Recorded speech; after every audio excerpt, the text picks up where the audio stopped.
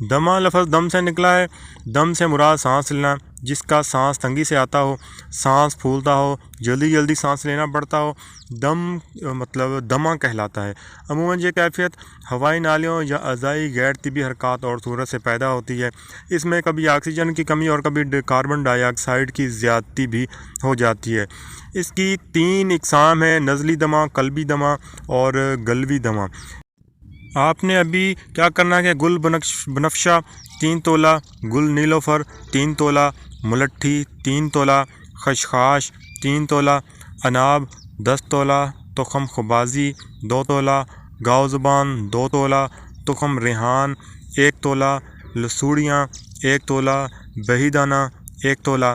ابھی آپ کیا کریں کہ تمام دواؤں کو 3 سے 4 کلو پانی میں رات بھر بھگو کر رکھیں، اور صبح اس کا جو پروسیس کے تھرو اس کا عرق نکالنا ہے آپ نے۔ اور اس کے بعد آپ پھر کیا کریں کہ اناب 5 عدد، لسوڑیاں 20 عدد، منقع جس میں سے آپ نے بیج نکال دینے ہیں، یہ 3 تولہ، بہی دانہ 1 تولہ، انجیر 1 تولہ، اور انجیر 1 عدد لے لینی ہے آپ نے، 1 تولہ نہیں لینی، انجیر 1 لے لینی ہے۔ پوسٹ خشخاش تو آپ نے یہ بھی 1 تولہ لے لینا ہے۔ بیخ سونف، مطلب کہ سونف کی جو جڑ ہوتی ہے وہ بھی 1 تولہ، اور گل ختمہ 1 تولہ، اور اجوائن خراسانی یہ بھی آپ نے اچھے طریقے سے صاف کر لینی ہے، اور مطلب کہ اس کا صاف کرنے کے بعد وزن 1 تولہ بن جائے، یہ بھی آپ نے 1 تولہ لے لینی ہے۔ اس کے بعد آپ نے کیا کرنا ہے، اصل لسوس 1 تولہ۔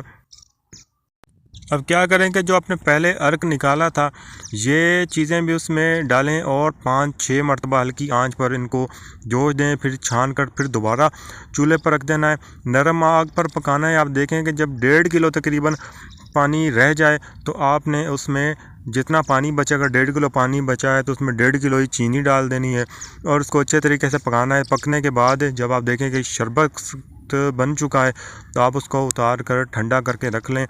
آپ نے ابھی کھانے کے بعد 2 چمچ صبح اور 2 چمچ شام استعمال کرنا ہے۔ اگر فائدوں کی بات کریں تو کھانسی چاہے کس قسم کی ہو، چند خوراکوں میں انشاءاللہ ٹھیک ہو جائے گی۔ پرانی کھانسی، کالی کھانسی چند دن میں اس کا نام و نشان نہیں رہے گا۔ 30 سال پرانا دمہ 1 ماہ کے استعمال سے انشاءاللہ ختم ہو جائے گا۔